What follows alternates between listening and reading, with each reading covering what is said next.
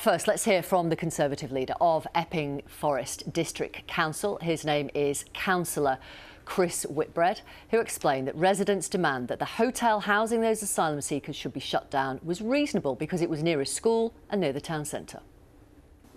Fair-minded people within the local community, initially protesting peacefully, want the hotel closed. They don't feel that it's the right location for it. They want the hotel closed.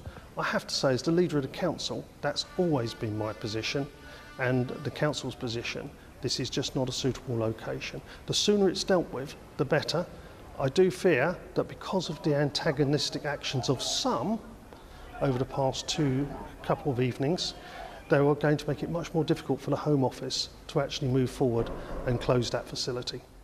Why do you say because of the antagonistic behaviour of some it will make it harder for the Home Office to close it? I just think from the point of view of the Home Office has a number of these hotels dotted across the country, don't they, obviously, and they have to be very careful how they react to people basically creating a disturbance outside.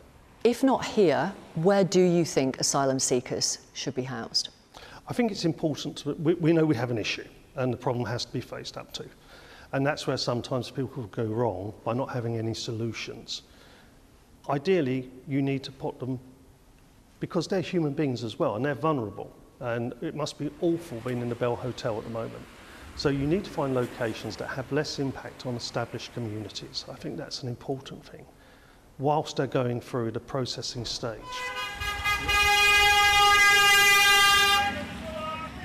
We were outside the hotel a little earlier and there were people driving by, honking their horn, shouting things like, "What have you done to our kids? Shut the hotel down."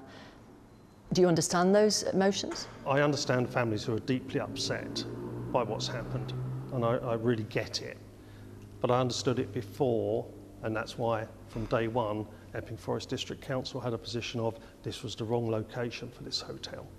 And it's a powder keg now. And we need to get something done, and we need the Home Office to listen.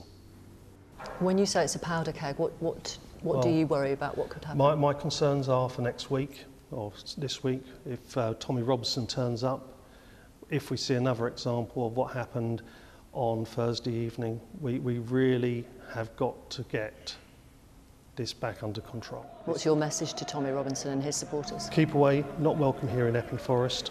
At the end of the day, what we want to do is make sure our town stays peaceful and people can enjoy their lives here. That's the most important message to get through. What we want to see is the Home Office to act sensibly, recognise that this hotel's in the wrong location for this type of use and close it as quickly as possible. On Epping. Reform leader Nigel Farage was asked about this situation in your area today, and he said, "I don't think anyone in London understands how close we are to civil disobedience in this country." What do you think of that? I hope that's not the case. I believe Is he right? No, he's not right. There are tensions and there are problems that need to be addressed. But I think it's flippant to say that we are that close to social disorder within the country. What I do think is the government need to address the problems that there are, and that means addressing the asylum issue and to actually make sure that local people get listened to and not ignored and not instructed what the government wants. Thank you very much for talking to us. Thanks for talking to me you. tonight. Thank you.